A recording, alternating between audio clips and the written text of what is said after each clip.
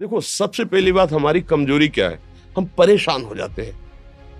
संसार में देखो तो परेशान, परमार्थ की तरफ देखो तो हम परेशान हो। ये हमारा आदत स्वभाव बन गया परेशान होना। थोड़ा सा धैर्यवान बनो, गंभीर बनो। कोई इस भारी से भारी विपत्ति में परेशानी स्वीकार करके विपत्ति से थोड़ी निकला जाता। सुलझो, ठीक है, ये विपत्ति आई, समस्या आई, इसका समाधान होगा। ऐसा थोड़ी कि हमें नष्ट कर देगी। अगर अभी हमारी बड़ी हानि हो जाती है, हम कल इससे बड़ा लाभ प्राप्त कर सकते हैं। हमको एकदम बिल्कुल गंभीर रहना है, इतने कमजोर नहीं बन जाना। अब वो गए तो क्या होगा, अब वो वस्तु गई तो क्या, पद गया तो क्या होगा।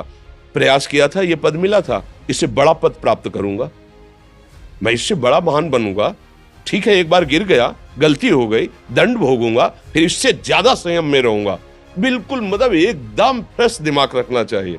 पर अपने लोग क्या है, जरा सी बात में एकदम पछड़ा कर लेते हैं, एकदम कमजोर हो जाते हैं। ये बिल्कुल ठीक नहीं है। हम जीवन भर की यात्रा की बात कह रहे हैं, भारी से भारी कष्ट में भी मुस्कुराना, तो हमें बल मिला है, हमें भगवान की कृपा का दर्शन हुआ है, हमें उनका दुलार दिखाई दिया है। अगर ऐसे तो भाग जाते, फिर परमार्थ में थोड़ी चलना होता है। आज जो आप सुन करके लाभ लेने की चेष्टा कर रहे हो ना, ये केवल प्रवचन नहीं है, ये जीवन है। अगर ये जिए ना होते ना, तो ये इसका प्रभाव नहीं पड़ता, फिर वाणी का प्रभाव नहीं पड़ता। हम इसीलिए कहते हैं, जैसे आप लोग एकदम परेशान हो जाते हैं जब बोलो, क्या हमसे ज्यादा परेशानी होगी?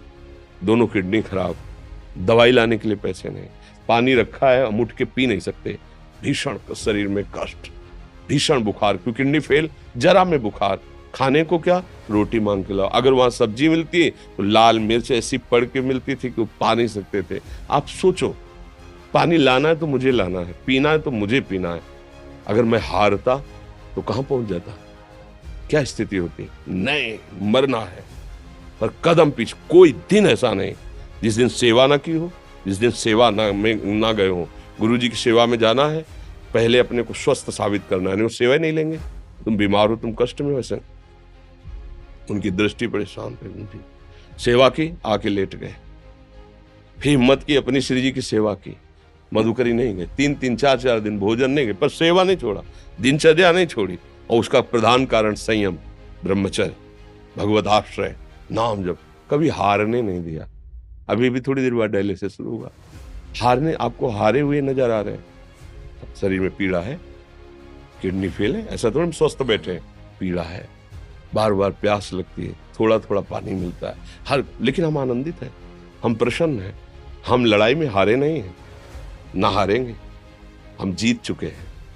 हम अपने मालिक के भरोसे में अपना सब बात, तो वो, ये हम अपनी बड़ाई नहीं बता रहे, हम आपको बता रहे समस्या। सोचो, तुम्हारे पास तो माँ है, भाई है, बहन है, परिवार है, कोई ना कोई तो है ना। मेरा किसी ने कभी जीवन में ध्यान भी नहीं दिया। क्यों? बचपन से बाबा जी बन गए, किसी से प्यार नहीं, किसी से संबंध नहीं, कोई जानकारी नहीं, हम कहाँ हैं, वो कहाँ, किसी से कोई मतलब नहीं। अच्छा, जवान साधु कौन श्रद्धा करे? कभी गांव जाने की हिम्मत नहीं पड़ती कि रोटी मांग ले, पता नहीं लोग क्या सोचेंगे, क्या भावना कर ले। हम दरवाजे पे खड़े हैं, क्या कैसी भाव, जो हमारे सामने आकाश वृत्ति से आया यौवन अवस्था में, वही पाया, अन्यथा भूखे रह गए। जब हम हर समय अपने को विवेक के द्वारा सावधान रखे, तो हम कभी निराश नहीं हुए, कभी उदास नहीं हुए, कभी ऐसा नहीं लगा कि यार हम दुखी, कभी नहीं लगा। उसी का फल है कि उस सुख का संकेत मिल गया जहां दुख की निशानी भी नहीं है। वही उसी के बच्चे हो, हम सब उसी धातु से बने हुए हैं। हम इतना क्यों परेशान हो जाते हैं? हम ये देखते हैं, अपने लोग थोड़ी बात बिगड़ गई परेशान, नहीं बिगड़ी तो बिगड़ जाने की संभावना में परेशान है। आज सुख है, लेकिन कल सुख छिन जाएगा, तो हम आज के सुख में सुखी ना होकर कल के दुख की आने की संभावना में हम भयभीत हो। मतलब क्या हमारी सोच रह गई? हमको इतना बलवान बनना है कि सुख और दुख दोनों हमको छू न सके। भारी से भारी सुख की व्यवस्था है तो अहंकार नहीं, हर्षित होकर किसी का अपमान न करे कि हम धनी, हम पदाधिकारी, अमुक। भारी से भारी दुख आया तो हमें किसी के सहयोग की जरूरत नहीं, हम फिर अपने कदम बढ़ाएंगे, हम फिर जुड़ी हुई अपनी भावनाओं को सजाएंगे। मस्त जीवन, एकदम तुम अविनाशी के बच्चे हो। शेर का बच्चा भेड़ों के बीच में फंसकर म्यों म्यों बोल रहा है, बस अगर दहाड़ना सीख जाए तो कोई भी उसे परास्त नहीं कर सकता। ऐसे भगवद अंश, तू प्रपंच में फंसकर अपने को इतना दीन क्यों देख रहा है? तू ऐसा है कि भगवान के दिव्यास्त्र में भी ताकत नहीं तेरे को मार सके। तू अविनाशी का अविनाशी बच्चा है।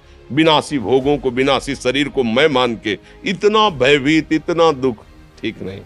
ये सबके लिए, केवल एक के लिए नहीं। आप समझो, आप लोग सोचते हैं हम गृहस्थ होकर भला ऐसी स्थिति कैसे।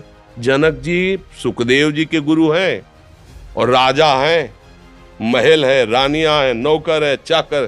क्या सुखदेव जी जिनके शरीर में लंगोटी भी नहीं है, दिगंबर, परमहंस, परमहंस के गुरु हैं जनक जी जो राजा हैं। समझो आप ऐसा ना सोचे कि हम नौकरी कर रहे हैं, हम संसार में, हम गृहस्थ हैं, हम आध्यात्मिक की ऊंचाई पर नहीं चढ़ सकते। नहीं, आप एक सरकारी नौकरी या आप किसानी या व्यापार करते हुए आप एक अध्यात्म की ऊंचाई में चढ़ सकते हैं। और अध्यात्म ही है जो तुम्हें इस माया के दुख सुख से ऊपर उठा सकता है। दूसरा, चाहे जितनी संपत्ति आ जाए, आप सुखी नहीं हो सकते।